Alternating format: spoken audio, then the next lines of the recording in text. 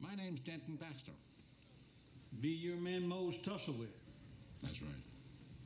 You know, folks in Fort Harmon country don't take the free grazers or free grazing. They hate them more than they used to hate the Indians. Respect by folks, you mean ranchers like yourself? I got the biggest spread around these parts. We can any 3 or 4 put together, build it up in my own 2 hands, piece by piece, along with this town. And there ain't no free grazed cattle gonna take the feed off my cattle on this range. Free graze is legal. Times change, Mr. Spearman. Most folks change with them. A few holdouts never do. You know, a few years back, a free graze outfit came through. One night, the cattle got stampeded, the wagons caught on fire, and one of those boys was shot off his horse in the middle of it all. Shot in the back, was he?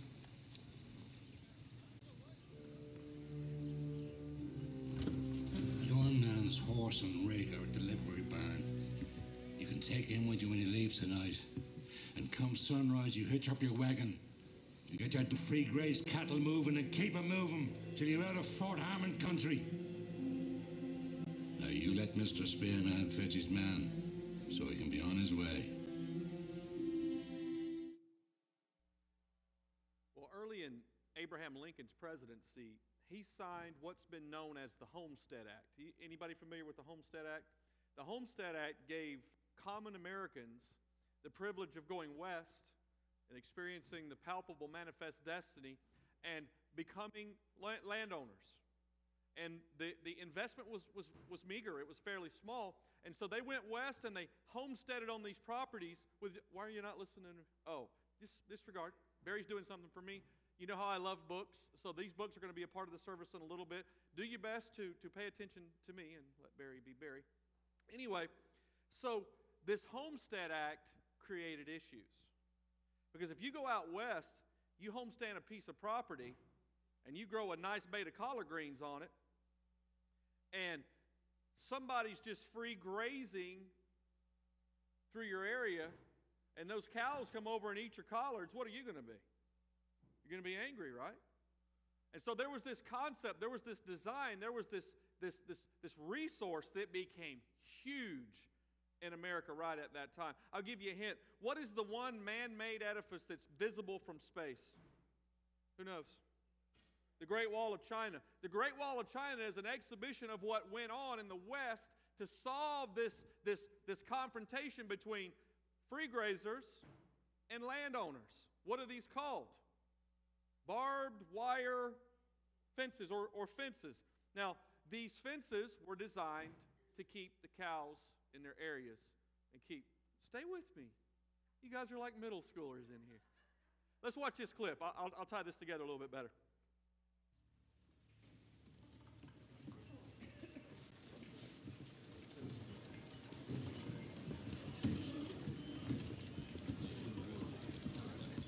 Two whiskeys, barkeep.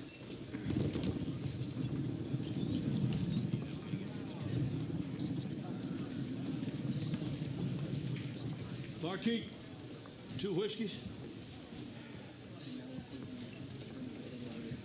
You see that sign? Around these parts, free grazers is a first.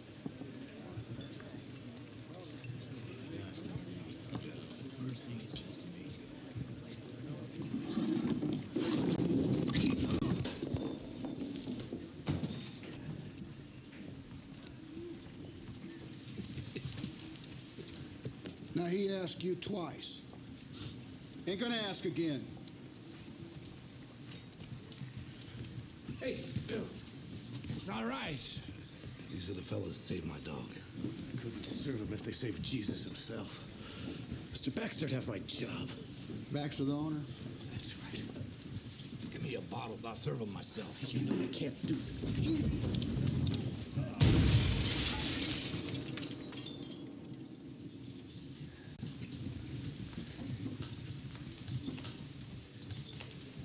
Now we'll have our drinks.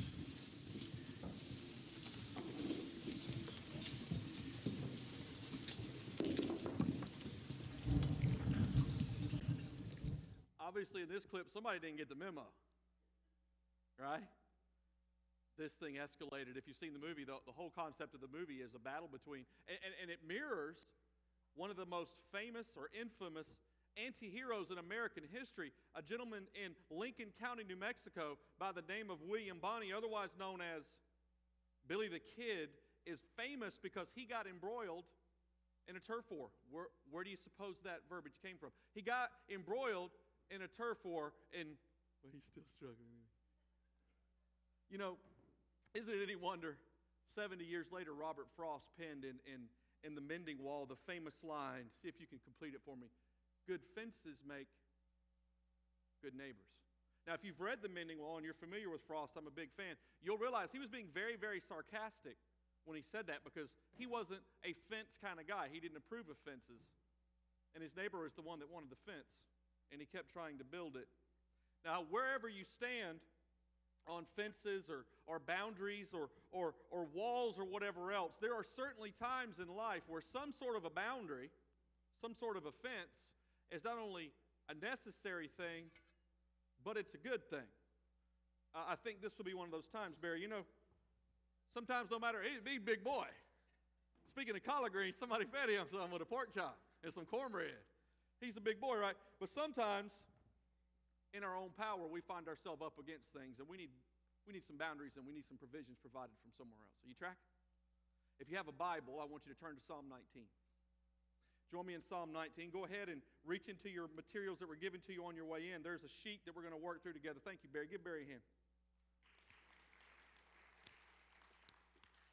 We're going to work through this together this morning because it's from this backdrop of fences, bookends, boundaries that we're going to be talking this morning. I want you to understand something.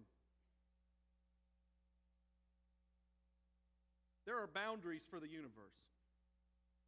There are boundaries for the universe. Now, we're going to work through Psalm 19 efficiently by paragraphs, okay? So let's begin in verse 1, and let's read together.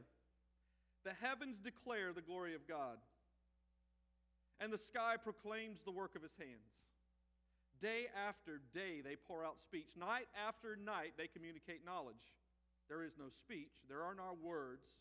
Their voice is not heard. Their message has gone out to all the earth, and their words to the inhabited world. If you're working along with me this morning and you've got your sheet, the first thing I want you to at least entertain is the concept of the general revelation of God. God generally revealed himself. In fact, the Apostle Paul, who was a very famous Christian missionary from the first century, wrote a letter to some Christians in churches in Rome. And at the time, Rome was the most powerful entity the world had ever known. They may still well be. And he wrote this letter, and I'm just going to read it for you. You can go read it later. But in chapter 1, verse 20, he says this: For his, God's, invisible attributes, that is, his eternal power and divine nature, have been clearly seen since the creation of the world, being understood through what he has made. As a result, people are without excuse.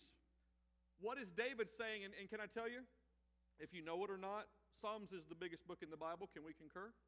It's the largest book in the Bible. How many of you know what it actually is? It's a songbook.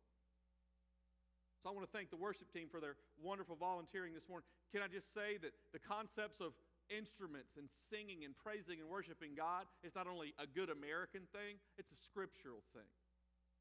And today we're reading a song. We're studying a song written by David, the man with whose designs most of the instruments that we play today were conceived, and the man who was the worship leader for the nation of God's people.